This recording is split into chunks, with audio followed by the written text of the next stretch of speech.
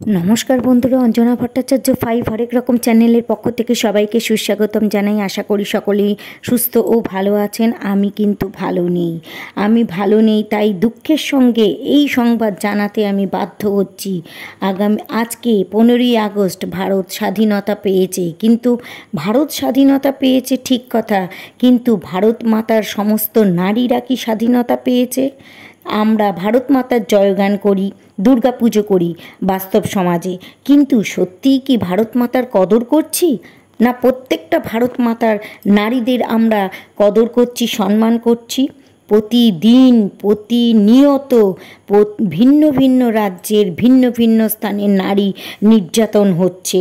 মা, বোন, দিদি, এমনকি ছোট শিশু পর্যন্ত সেও কিন্তু পার পাচ্ছে না, সেও কিন্তু ছাড় পাচ্ছে না, সেও কিন্তু নির্যাতিত হয়ে যাচ্ছে এই লোভী পুরুষদের কাছে এবং পুরুষদের হাতে। পাশবিক অমানুষের দল তারা, কাম, লোভ, এই সমস্ত শিকার আমাদের নারীদের প্রতিদিন প্রতিনিয়ত নির্যাতিত হতে হচ্ছে এবং হয়ে চলেছে। আগেও হয়েছে এবং এখনও হয়ে চলছে। প্রতিদিন প্রত্যেকটা ঘরের পুরুষদের যখন ছোট বাচ্চা একটা জন্মগ্রহণ করে, প্রত্যেককে সেই বাড়ির বাবা মাকে প্রত্যেককে শেখাতে হবে যে নারীদের প্রতি আগে সম্মান করো। বাড়ির থেকেই তো সমস্ত কিছু শেখানো হবে এবং যেখানে স্কুলে যাচ্ছে সেখানেও শেখাতে হবে। প্রত্যেকটা জায়গায় সবাইকে শেখাতে হবে যে নারীদের প্রতি সম্মান করো। প্রথমে বাড়ির বয়োজ্যেষ্ঠ মা, বাবা, দিদি এবং কাকিমা, জেঠিমা, মাসি, দিদা, ঠাকুমা, এদের প্রতি সম্মান করো, ছোট বোনদের স্নেহ করো এবং নারীকে সম্মান। এই সম্মান করা, এই সম্মান বোধটা কিন্তু সকলের মনে জাগ্রত করতে হবে। আমরা সেই সকল মানুষ এই পরিবেশে এসে সেই জাগ্রত বোধ আর এমন করে করতে হবে। অন্যান্য দেশে আমি দেখেছি, আমি সেই সমস্ত দেশের নাম বলবো না, এমন হয়েছে সামান্য চুরি করেছে তাদেরকে বালির মধ্যে গলা পর্যন্ত গেঁথে দিয়েছে, গেঁথে দিয়ে তারপর তাদেরকে বলেছে যে জনগণকে বলেছে ইট পাথর মারো, ও যে চুরি করেছে এই রকমভাবে তাদের কিন্তু শাস্তি দিত। কিন্তু আমাদের এইখানে কি শাস্তি দেয়? তাদের সেই বিচার হয়, বিচার করতে করতে তো তারা বেশ আনন্দে উৎসাহ সহকারে থেকে যায়। এমন করতে হবে যে অন্যায় করলেই তার প্রতিবাদ কি হবে, যে যেমনভাবে পাশবিকভাবে নারীদের ওপর অত্যাচার করেছে তার কোটিগুণ পাশবিক অত্যাচার যেন তাকে সইতে হয়।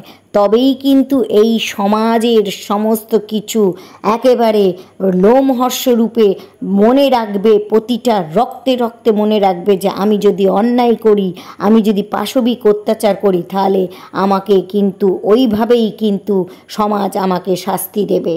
এইভাবে গর্জে উঠতে হবে প্রত্যেকটা নারীকে এইভাবে গর্জে উঠতে হবে।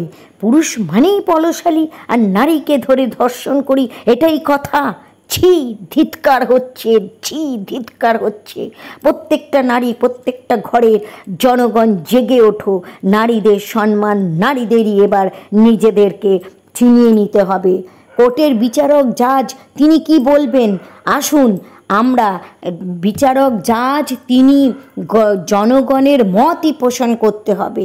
এই যে অসহায় সমস্ত নারী, আমরা প্রতিদিন প্রতিনিয়ত আমরা অসম্মান হচ্ছি এবং শিশু পর্যন্ত ছাড় দিচ্ছে না।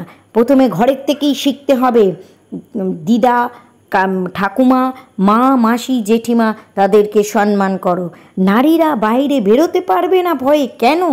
আমাদের স্বাধীনতা কই? ভারতবর্ষ স্বাধীন হয়েছে, এত যুগ হয়ে গেল, কিন্তু নারী আমাদের স্বাধীনতা কই? আমাদের স্বাধীনতা নেই। আমরা পুরুষতান্ত্রিক সমাজে, আমরা পুরুষের পাশবিক অত্যাচারে এখনও আমরা অত্যাচারিত হচ্ছি। ছি, সেই সব মানুষগুলোকে ধিৎকার জানিয়ে আজকে আমরা প্রতিবাদ করি। প্রত্যেকটা মানুষ, ভারত মাতা স্বাধীন হয়েছে, কোথায় নারী স্বাধীন হলো? স্বাধীন হয়নি। নারীর সম্মান এবং শ্রদ্ধা যবে এই ভারতবর্ষের প্রত্যেকটা মানুষ পাবে, প্রত্যেকটা নারী পাবে, সেই দিনেই কিন্তু সেই প্রত্যেকটা নারী সেই পরাধীনতার শৃঙ্খল ভেঙে সেই দিনেই স্বাধীনতা পাবে। আসুন আজকে ভারতবর্ষের প্রত্যেকটা নারী আমরা একতায়িতা হই এবং আমরা সবাই চেষ্টা করি ভারতবর্ষের সমস্ত মনুষ্য জাতিকে জাগিয়ে উঠি এবং আমরা বলি, জাগো ভারতবাসী, জাগো, জেগে ওঠো এবং নারীদের সম্মান করতে শেখো।